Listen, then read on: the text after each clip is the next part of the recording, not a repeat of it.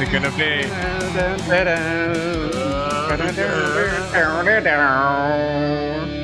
Yo!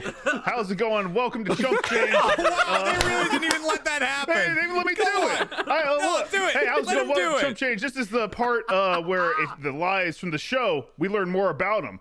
I would know more about what you actually do here if I remember what Jeremy says at the start of this, but I don't.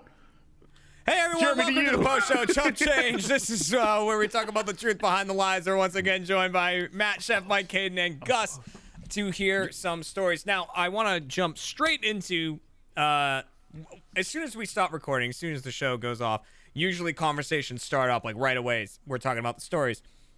And one of the things that Matt brought up about the sewer story that we heard at the end is he said, well, I believe Caden because she was the only one who talked about being lost.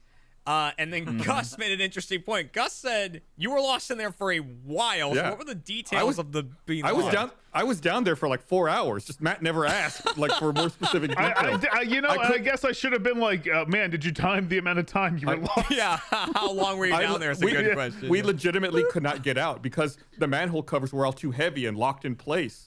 And like we got, oh man, right? We were wandering, and then by the time we realized that we couldn't get out wherever we wanted, we couldn't remember how to go back to where we came in. So we just wandered around for hours, trying every manhole we could find, hoping that one of them would let us out. And finally, when one did let us out, it was in front of one of the colleges on campus called Baker. And I have a good friend who goes to Baker, and I popped up the manhole. It's kind of like Chef Mike's story. When I popped up the manhole, like one of my best friends was walking by and she stopped right at the manhole and she looked down and said, Gus, is that you? It's like, oh, hey, Jenny, what's up? And just like climbed out of the manhole and like put the cover back down. And Been down there for hours. Slide it back. That's awesome. That's amazing. Yeah, that's really, really cool. And, all the we always places. talk about that lies are the best lies that we hear on the show are based in truth. So like, Chef Mike with grease traps, those are a thing. For sure. Have you ever had to go down to a grease trap and clean one out? Usually they're not like connected to a tunnel. Usually it's like under your sink. But people forget to clean those out, and it'll be months upon months of like grease you're supposed to throw away, but they pour it down the drain, and it accumulates and all the food bits. And then once that thing starts to expand and starts blowing up, it is the most horrific smell I've ever smelled in my life. Yeah. And gosh, and Caden, I'm gonna go destroy I my mean, sink. yours was yours entirely fabricated? No tunnels No, or anything? absolutely no. I actually did drop my phone and it did go down into the rain catcher. But I was smart and I called the custodian and I'm just like, how do I get my phone out of there? They're just like, oh yeah, I could just pop this open and just go down there and get it for you. It took like 5 minutes. There you go. Why would I go down there? Why would I go down there? That's terrible idea. I'm going in. Call a professional. I was 14 at the time. You really think that I was going to be able to lift a manhole Yeah, cover at well, 14? look, you're 14, you're young. You're young Chuck and it to the spry. side. You go down there, have an adventure. Have an adventure. You're young, have an adventure. But the story that we didn't get to hear from Caden was about the fire ants. So what happened with these fire ants and how did they almost burn down your house? Okay, so in one of the houses I've rented in my years in Austin, there was an anthill that was just in the backyard. And I had tried a bunch of different things to actually get rid of them over time, but I just kind of forgot about it for a while, and there was just the hugest mound of them. And I'm just like, well, I could go out and I could get a new thing to try and get rid of them. Or I could go and grab the lighter fluid that I just got for my barbecue. Oh God. And just pop that open and pour, like dig a little bit of a hole and pour the entirety of it into there. And then just let them match and see what happens. That'll probably solve the problem. They're immune, It Caden. did solve it did solve the problem, by the way. It did kill most of them. However, do you know what happens when you pour lighter fluid into a very small space and then light it on fire?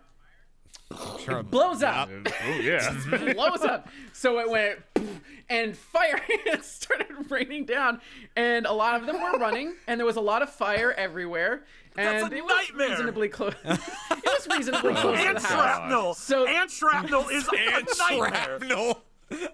So there's just Man. flaming fire ants littered everywhere and a trail of, lighter fluid leading close to the house. I did have a fire extinguisher, but there was a lot of fire and it was a pretty big explosion, but nobody called anybody about it. Everybody was just All like, right. nope, The thing don't that care. sucks is if you like had to tell your truth in that round, I still wouldn't have believed you. Like, Right. Yeah. Because I'm going to point something out with the fact that we were delivered that says fire ants almost burned down my house. Caden, you almost burned down your house. Fire ants were involved. No. They pushed me too far. It was the ants' fault. It had nothing to do with me. They were victims here. Yeah. Yeah. They were No, building their absolutely not, no. utopia in your backyard, and you were just like, no, burn. Listen, it wasn't my fault that they decided to land their flaming corpses near Their my house. flaming bodies. And start lighting things on fire, all right? Like I Matt's was just first trying to exclamation. innocently blow up a bunch of ants. They were I- immune. Innocently. What did it smell like? That's a good Probably question. pretty You know good. what? It actually didn't smell as bad as you'd think. I mean, it did smell like lighter fluid, which is bad, but it kind of smelled like roasted peanuts.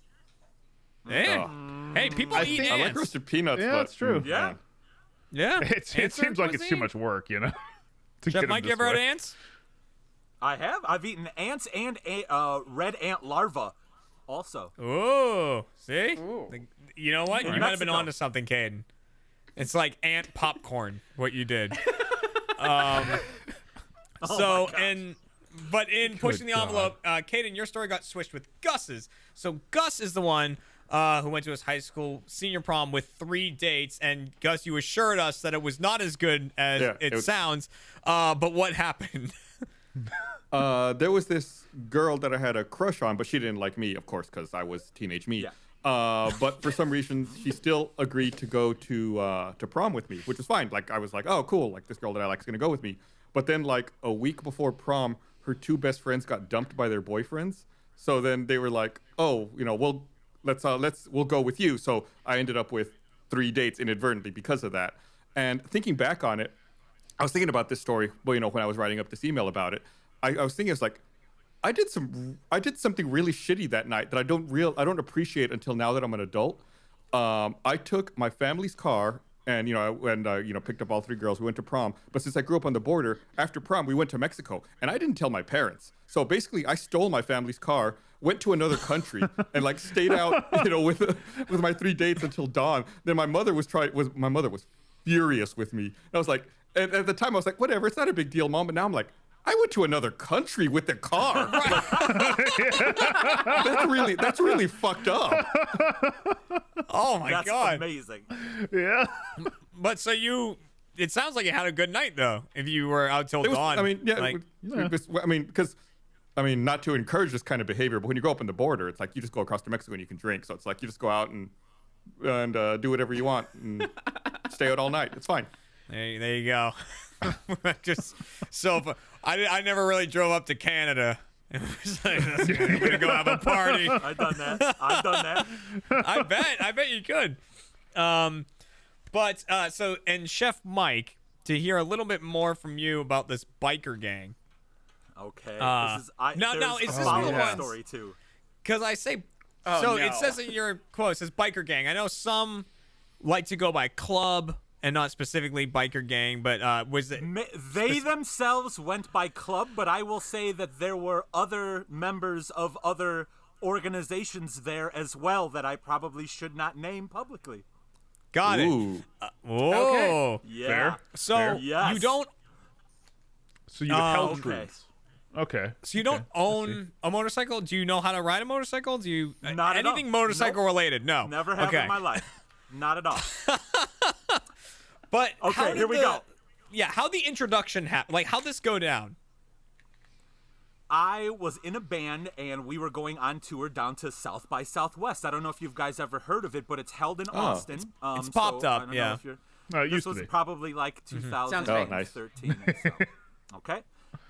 We got a booking agent who booked us 14 or so shows from there and back, and they booked us in a place called Muggs right outside of Memphis, Tennessee. I don't know if it's still there. Everyone, if it's still there, that's amazing. So we show up. There's a bunch of bikes in our way. So we start loading gear in, and a guy flashes a piece at us and says, "If you touch my motorcycle, I will kill you." I'm on the edge of my seat. Hold on. Yeah. Hold on. Your internet went down. Yeah. What did he say? I needed. It said he flashed You a have piece to at us and clarify. said, and then it went out. If you touch my bike, I will kill you. Is what God! it was very threatening. Don't touch any of my stuff. That's Okay. weird because he So flashed we like get peace, in. right? No. Peace. Okay. We get in, and we're gotcha. the headliners because we're on tour. But nobody knows who we are. So we like bring our stuff in, and we're sitting in a back corner, and this entire place is giving us eyes. The bands that are playing before us are evil death metal, like over the top ridiculousness. So we finally get up to play, and we have a big production because we're we weren't famous or have a lot of money, but compared to them, we're like a big act. We start playing the first song, the crowd is kind of like, all right, not bad. Second song, people start coming up to the stage. By the third song, this bar was pouring shots into our mouth. Like, Oh my God. We sold the Yes! most merch we've ever sold in our entire time. Like, they bought like $800 worth of stuff. It was like, this is great. We were rock stars in this place. And then we got invited 9 months later. I'm not going to tell you the event that happened, but one of the people went into my ear, and this was like a big public event. You know, I'm not going to get into it. So they're like, tell the people, okay, people, this happened. An entire bar of people started shooting upward. Yeah, America! In their bar. They unloaded in the bow, bow, bow, bow. We're playing in a set. We're playing a show, and people are just unloading guns into the roof of this bar. Wow. What the fuck? Memphis. Memphis. Yeah. God. See, if he had told that whole I've been story, in some scenario. if he had told that whole story to Matt when Matt was asking questions, I would have been like, no, believed him. that's not true Yeah. at all. Oh, yeah. No way. No way. But the Knights of Thor, that is their name. They were like, "You guys, this is awesome," and like they started following us on like Facebook and was big, obviously there for our band. So they're like, "Oh yeah, these guys are awesome," and all these biker associates started, following us.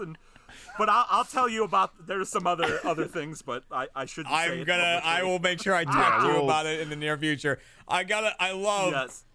that, true to what we were saying during the show, the more ramped up and excited Jeff Mike got, the worse his internet became. It was like, it gets like so excited. It's a Always rule. happens. All right. Well, that is absolutely all we have time to hear about in these stories. Once again, thank you, Matt, Chef Mike, Hayden, and Gus for coming by, for playing this game, course. telling us these stories, and I'm sure we'll have you back another time very soon. And a reminder to people watching, first off, thank you for being a first member, but also Chump and Chump Change is taking a little break, and we'll be back on March 3rd for the next episode of Chump. Hopefully with a very special cast. And so we look forward to that one. But in the meantime, have some relaxing days, and we'll see you in March, everybody. Goodbye. Bye. Bye-bye. Bye. Bye.